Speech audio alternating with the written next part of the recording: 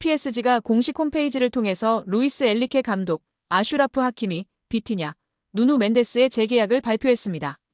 PSG는 우리는 엔리케 감독과 2027년까지 계약을 연장했다.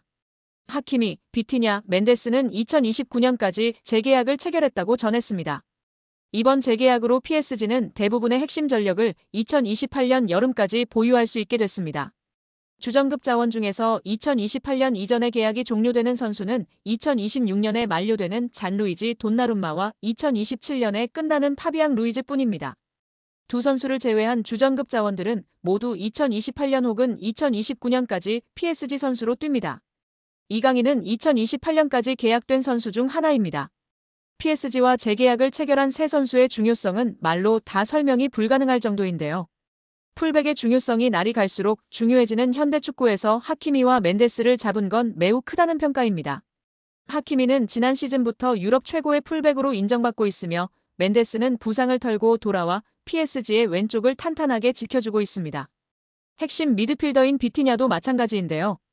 현재 비티냐만큼 중원에서 사령관 역할을 해줄 수 있는 선수는 전 세계에 많지 않다는 평가입니다. 엔리케 감독의 전술 구현에서 매우 중요한 풀백과 수비형 미드필더를 잡았기 때문에 PSG는 후방부터 전방으로 이어지는 코어라인이 앞으로 3년 동안은 탄탄하게 지켜질 것으로 예상됩니다. PSG가 가지고 있는 목표는 딱 하나뿐입니다. 이미 프랑스에서는 적수가 없는 PSG이기에 유럽 최정상으로 인정받을 수 있는 유럽축구연맹 챔피언스리그 트로피를 원하고 있습니다.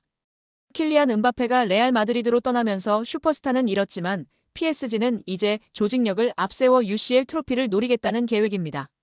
슈퍼스타 위주의 영입에서 벗어나 팀에 융화되고 조직력을 올려줄 수 있는 어리고 유망한 자원을 집중적으로 영입하는 중입니다.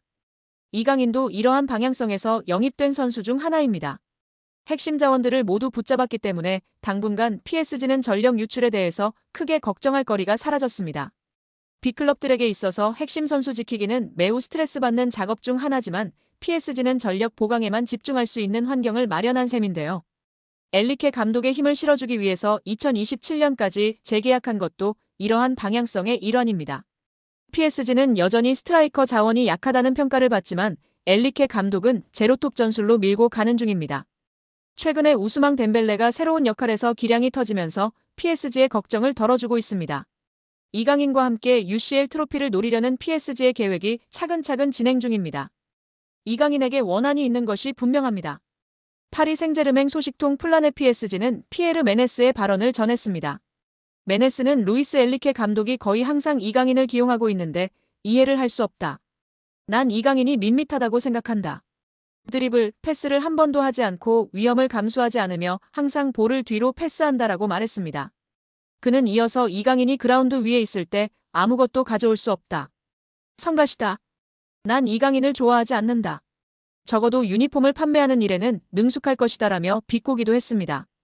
이강인의 유니폼을 한국 축구 팬들이 많이 구매하는데 적어도 이런 일은 잘한다며 조롱한 것인데요. 메네스는 이전에도 이강인을 비판한 적이 있습니다. 이번 시즌 개막 전 이강인이 골을 넣었음에도 나는 이강인에 대해 처음부터 의구심이 있었다.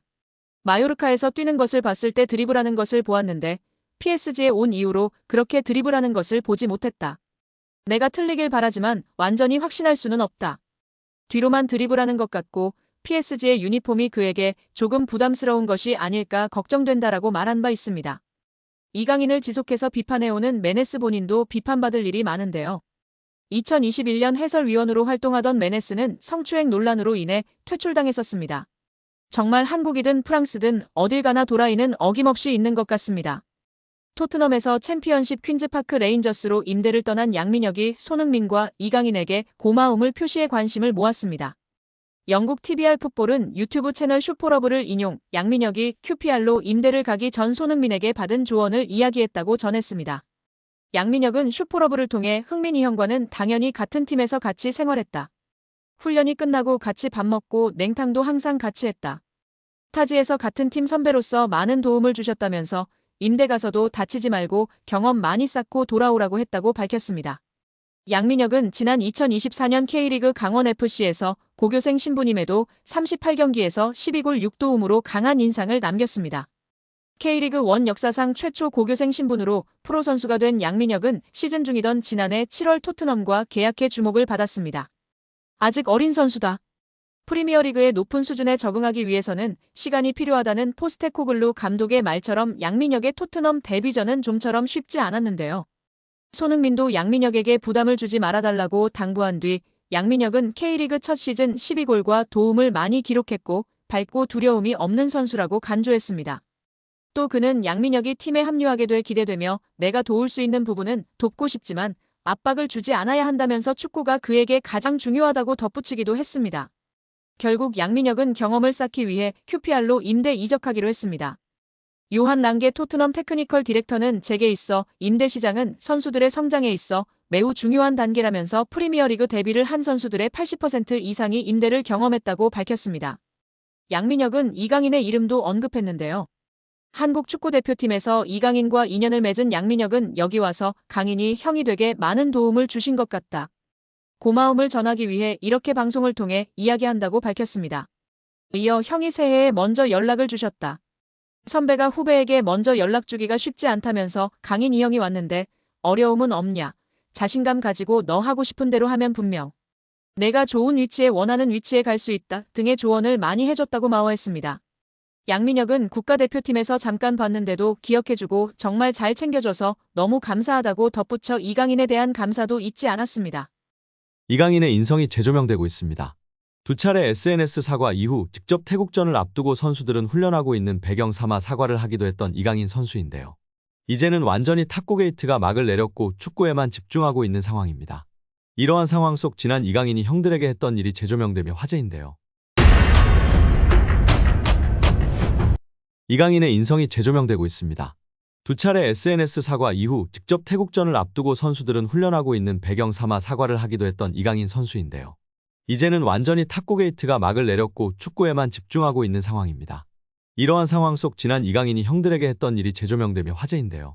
지난 U20 월드컵 때 형들이 장난이 심했다고 인터뷰하기도 했던 점이 부각되던 이강인이었지만 이러한 모습은 부각되지 않았었죠. 다시금 이강인 선수가 U20 월드컵 형들 향한 마음이 부각되며 화제입니다. 이강인은 생일을 맞이해 U20 대회에 함께 출정했던 선수들에게 선물을 전달한 것으로 알려지며 훈훈함을 더했습니다. 지난 19일 오후 이규혁은 개인 인스타그램 스토리를 통해 이강인에게 받은 선물을 공개하며 고맙다는 메시지를 남겼습니다. 이규혁 등 U20 멤버들을 통해 공개된 선물 내역은 일회용 마스크, 주전부리, 스타벅스 충전 카드 등이었습니다. 또한 이강인은 선물을 준비하며 편지를 남기기도 했습니다. 이강인은 편지를 통해 경기장 속에서도 밖에서도 우리나라를 대표해 매순간 최선을 다한 진짜 사랑하는 형님들. 제가 정말 힘든 시기에 옆에서 많이 응원해주고 자신감을 넣어줘서 큰 힘이 됐다. 고 전했습니다. 이강인은 저 때문에 형들이 많이 힘들었을 것 같다. 제가 진짜 많이 미안합니다. 라며 형들보다 2살이나 어린 제가 장난치고 까불어도 재미있게 받아주고 한 번도 힘들다는 내색 안 해서 정말 고마웠다. 는 말을 남겼습니다. 해당 사진이 공개된 이후 SNS와 온라인 커뮤니티 등을 통해 퍼져나갔었습니다. 이를 본 네티즌들은 막내가 생각도 깊네. 자기 생일에 형아들한테 감사 인사라니. 진짜 너무 보기 좋아요. 이 팀 우정 영원했으면 좋겠네. 강인이 진짜 귀여워. 예뻐하지 않을 수 없는 막내. 편지지도 본인처럼 귀여운 것음 등 다양한 반응을 보였었습니다. 이강인의 생일에 맞춰 대회에서 함께 호흡을 맞췄던 최준, 정호진, 황태현, 이상준, 엄원상 등이 사진을 공개하며 축하 메시지를 전하기도 했습니다. 또한 자신을 프로 데뷔해주었던 발렌시아이지만 갑작스럽게 내쳐지며 큰 상처를 준 발렌시아인데도 감사 인사를 한 이강인의 인성을 조명받기도 했습니다. 이강인은 자신의 인스타그램에 발렌시아를 떠나며 마지막 소감을 남겼었는데요. 이강인은 오늘 발렌시아와 그 팬분들께 존중의 의미를 담아 작별을 고한다. 이제는 제가 큰 희망을 품고 발렌시아 952 아문트를 외치며 제 앞에 있을 미래에 맞서겠다. 라고 입을 열었습니다. 그러면서 저는 발렌시아에서 선수뿐만 아니라 인간으로서 성장했다. 발렌시아 아카데미에서 배워온 것들은 저의 미래를 바른 길로 인도해줄 모터가 될 것이다. 라고 했습니다. 끝으로 그는 모든 동료, 코치진, 스태프들께 항상 감사드린다.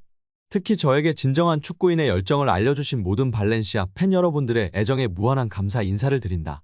라며 작별 인사를 고했었습니다.